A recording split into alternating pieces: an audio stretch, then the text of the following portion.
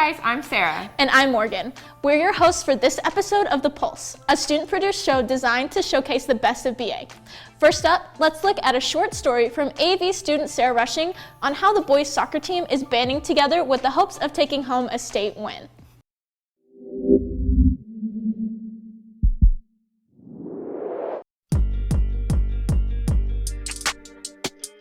So last year, as you know, COVID ended a lot of people's seasons very early, and we were all devastated. And then it just kind of brought a really dark mood on the whole team, and it really sucked because we were on a huge powerhouse streak, and that team was phenomenal.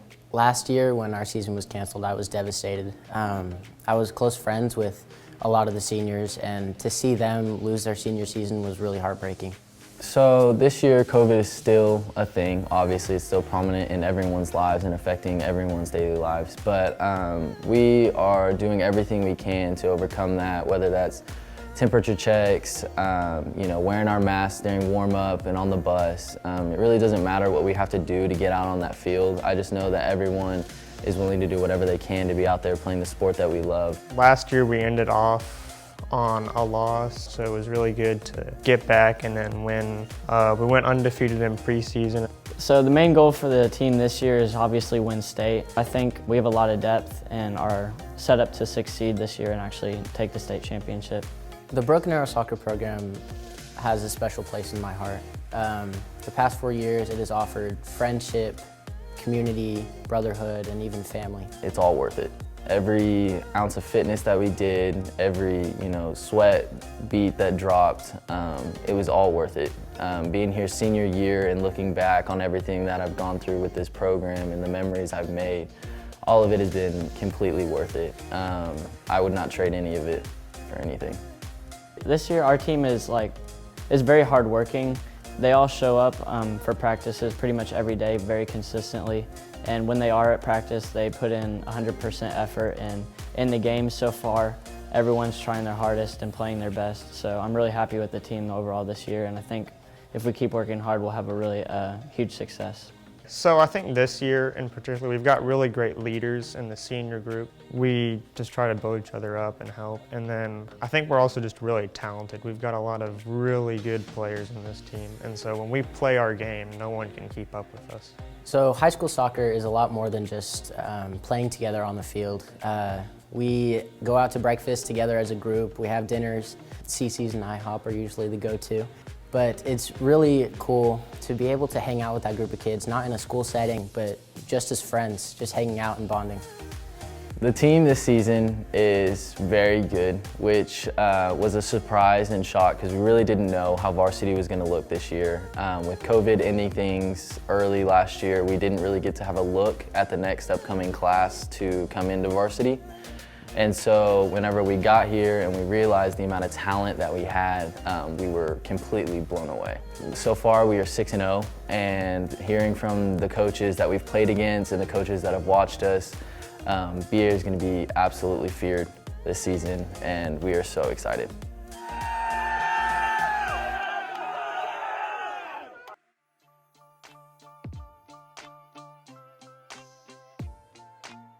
Next, two amazing girls wrestlers take their careers to the next level by signing to their respective colleges with hopes of continuing to dominate beyond high school.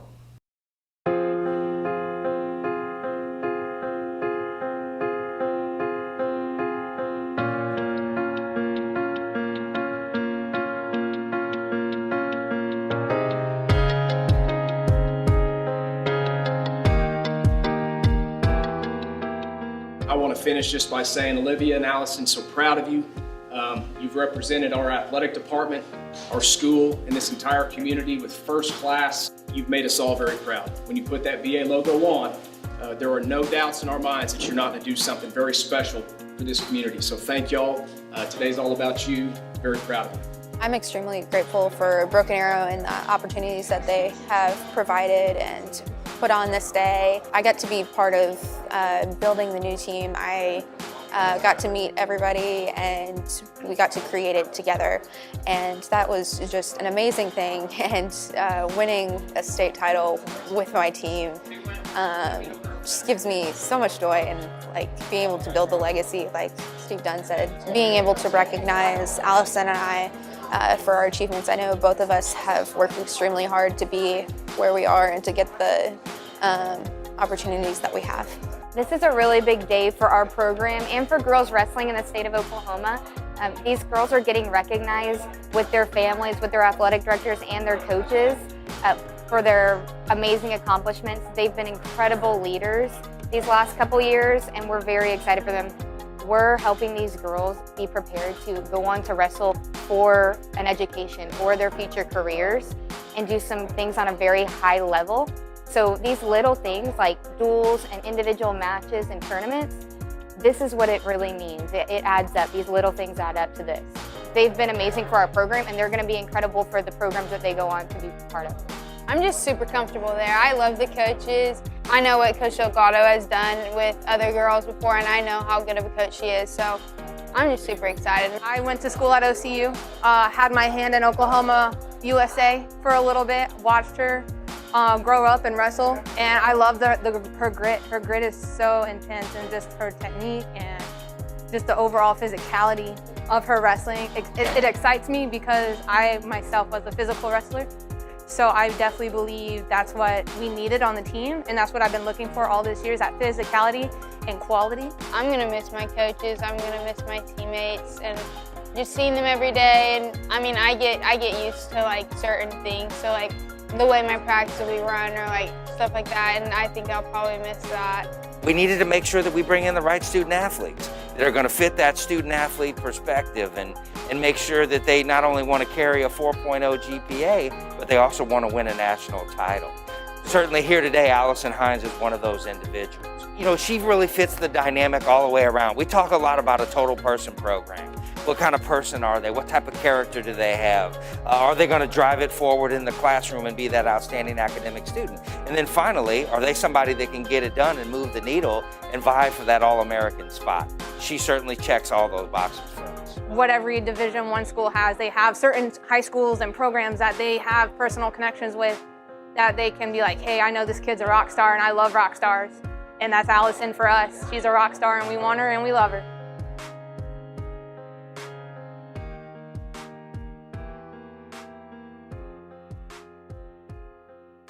Showcasing two hungry student entrepreneurs, Brooklyn and Noah shared their journey with Emily and Sarah on how they're getting a head start with establishing already flourishing careers. Hi guys, this is the Small Business Podcast. I'm one of your hosts, Emily. And I'm Sarah, and these are our guests, Brooklyn and Noah. Today we're going to talk about their small businesses, and we're going to dive into kind of like how they got started and what they want to accomplish. So Brooklyn, you want to tell us a bit about your business? Yeah, I sell clay earrings. I started making them in July of 2020, and yeah. Do you have like a name for your business? Oh yeah, the name of it is Baked Bliss Accessories. Okay, Noah, you want to tell us a bit about your business? I have a media business, so I do photos and videos, freelancing. So I started in January of 2020, just at the beginning of the year, and then just been going strong until now. So yeah, Noah Bryan Media. Okay, as young entrepreneurs, what is like the biggest hurdle that you feel like you've had to like jump over in your business? Okay, it's actually a really good question. I feel like in any small business, you have to learn how to market yourself. You have to learn what you're doing, obviously, what you're selling. In her case, you're making earrings. I'm editing photos. You have to make sure you know how to edit, you know how to market, you know how to use social media in the professional manner and like getting clients. If you make your own website, now you're a web designer. It's just like all these things that you don't think of in the beginning that you end up and you learn through your trade and through your business. Can you both like explain the creative process? Like how does an idea come to be and how do you execute it? It's weird because when I start making earrings, I'm like, oh my gosh, I just got this idea and it's not super intricate or anything, but then I go and make another pair. And then when I'm thinking of making that pair, I make another pair. I don't know why, but my brain is just like, this is cool, so I'm gonna do this one. Okay. You know, for me, I feel like just making sure I stay creative and fresh and like paying attention to what's going on and some of the styles people like. I feel like that's the biggest thing for me. Okay, to end it off, what's one thing that you would tell another teenage entrepreneurs, like just starting their business? Have fun. Don't be too down on yourself if it's like not going too well. Like, and I highly doubt that this is something that you are absolutely completely relying on to live.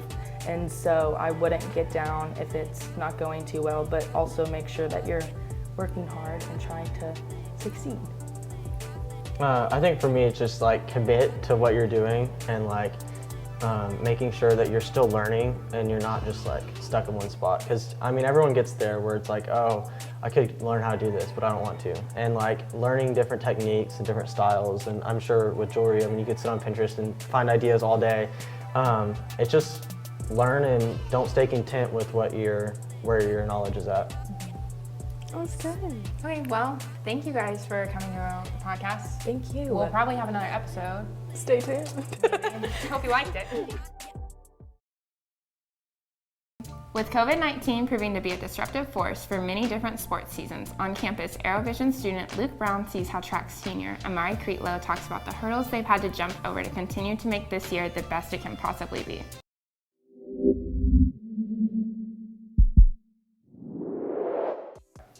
What I'm looking to get out of track this season is just, you know, building bonds with everybody on the team, competing against different people, seeing where I'm at. The events I run are the 200, the 400, the 4x4, and the 4x2, and sometimes the 4x1. My biggest competitor during a meet would probably be myself. Our coach has helped us just mentally, you know, make us stronger. We all have to put the work in, especially if we all want to win. And, you know, everybody's out there running as hard as they can. To the future runners that are going to be running after me, don't let anybody tell you that you can't do what you want to do, especially in a race. If somebody says you're slow, don't even worry about it. Just show them, you know, it's all work. If you put in the work at what you do, you can be the best at, you know, pretty much anything.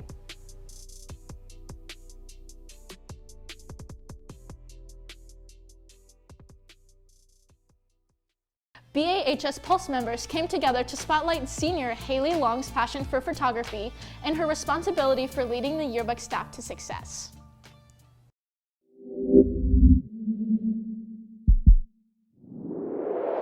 My name is Haley Long and I'm a photographer for the yearbook, and I'm also do my own personal photography. I've been doing photography for about 3 years now, since my sophomore year. I learned photography through yearbook. Whenever I first joined yearbook, she kind of asked everyone what they wanted to do, and I was like, I want to do photography. So I started going to football games and events and all kinds of different things. Then after I learned a little bit, I asked my parents if they'd buy me a camera. So I got a camera for Christmas. And then I kind of just started doing my photography on the outside and started taking pictures of my friends, and it just kind of became a thing I do. I just love capturing those moments for people to be able to look back on for years. My plans of photography in the future are to hopefully turn it into more of a business, because during senior year I've kind of stopped a little bit so I could focus on senior year in college. But after, I hope to kind of turn it into more of a business and make it more of my focus.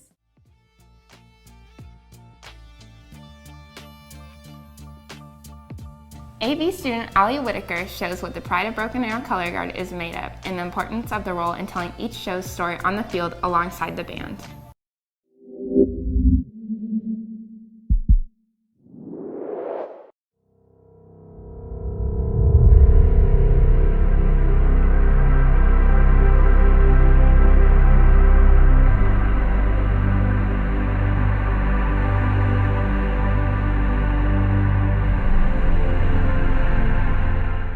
Color Guard is a group of 70 to 90 performers that all have the same, goal or dedication towards being the best. It's a competitive group, and we all want that top spot. And it's the group that has flags and dances and tosses rifles and sabers, and, you know, like performs their hearts out to display like this character that we're trying to represent in the show every year for Pride. I joined Color Guard because my brother was actually in Pride for 4 years, and it was kind of like a family tradition. My dad actually did it when he was in high school, so it's kind of like a family thing. I've been in Color Guard for 4 years, and the reason I continue doing it is because of my friends and the little family that I've made and the experiences that it has shown me. Something that really inspired me to keep going is definitely everyone else. Seeing everyone else, you know, go for it and like go after it really inspired me to keep going even on a bad day. I would say my best friend Sarah. We've been together, well, we've been friends since we joined Color Guard together. So we've literally been together since day one. And if she wasn't in Color Guard, I probably wouldn't have stayed. So she was my rock in Color Guard. I would say like some of my biggest inspirations are, you know, like you definitely look up to the seniors like before you, and every year like you get like closer to them. And so I would say like probably the seniors my junior year like really inspired me to like be the best I could be for my senior year, so I could be like that example for, you know, like the underclassmen. One of the memories that definitely stands out to me is 2017 Grand National Finals. Our show was called Age of Discovery, Return to Xeno. And you can ask any Pride kid and they'll say the feeling of performing at Grand Nationals, especially finals, it's indescribable. Like you feel such a sense of like passion, and it's the best feeling in the world. My favorite memory in Guard is probably just the trips with all my friends. Going down to breakfast when you're super tired and like eating the potatoes that they give you, even though it makes your stomach hurt. But just hanging out with my friends. I mean, going to Disney was so much fun. It felt like a vacation, and I totally forgot that I was even in Pride. I was just having fun with my friends. My favorite memory from Pride was definitely my freshman year, 2018 Grand Nationals Finals performance. Just seeing everyone like screaming at us and cheering us on while we were walking out of just the tunnel, not even performing yet. It was just such an amazing feeling from walking on and walking off the field. If I could say one thing to the newbies, it would definitely be, this season's gonna suck. It's really hard. You're gonna get tired, you're gonna hurt yourself, you're not gonna wanna do it anymore, but it's all worth it in the end. 1 million Pride members have said that, and 1 million more are gonna say that, but it's true. You have to work your butt off in order to enjoy what you're doing, in order to achieve what the Pride of Broken Arrow achieves. But there was one thing I think you will always remember. You will remember tonight as long as you live. You will remember tonight that we came together as a group, that we did something special. The GMBA crew collaborated to spotlight the most spirited school in the nation. Students show up and show out as Team Summer and Team Winter battle it out in the fight for a gym night win.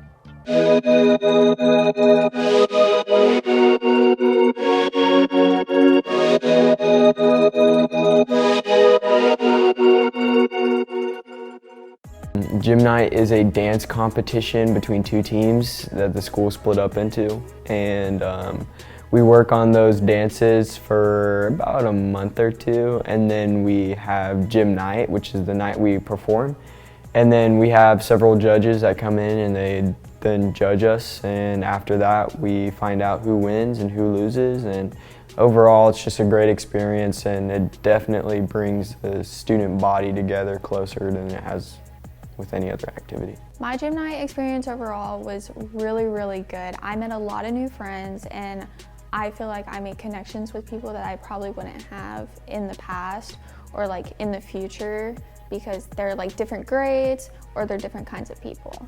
Gym night has always been my favorite event that the high school puts on.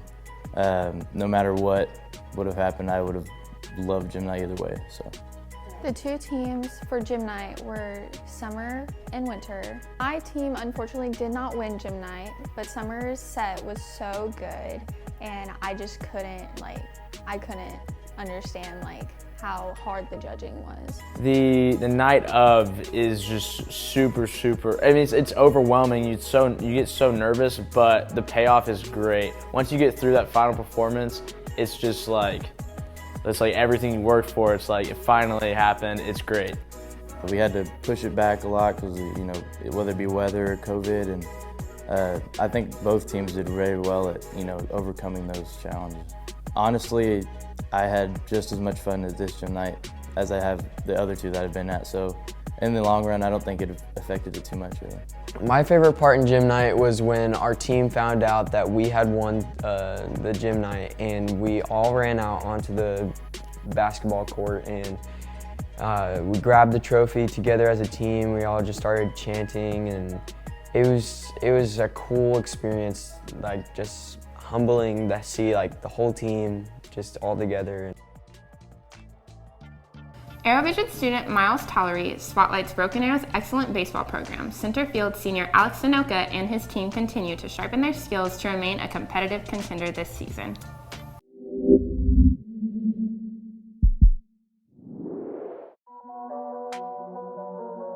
My name is Alex Sanoka. I play center field for the baseball team, and I'm a senior. I'm looking forward to playing the most this season. You know, we only got 6 games last year. We got cut short, so just being out there and actually getting to play is kind of refreshing. My favorite part about competition is just it makes everybody better, you know, whether it's competition within the team, you know, at practice, you know, you're making your teammates better, or competition during a game. We come and we expect to win every game. We expect to get better every practice, and we plan on hosting our regional and then winning our regional and then moving on to state and bringing home a state championship. As a senior, winning the state championship, it would honestly mean everything, you know. Being a part of our team 2 years ago when I was a sophomore, we made a run to the state championship. We made it all the way to the finals, and we lost. So kind of righting that wrong this year it'd mean a lot.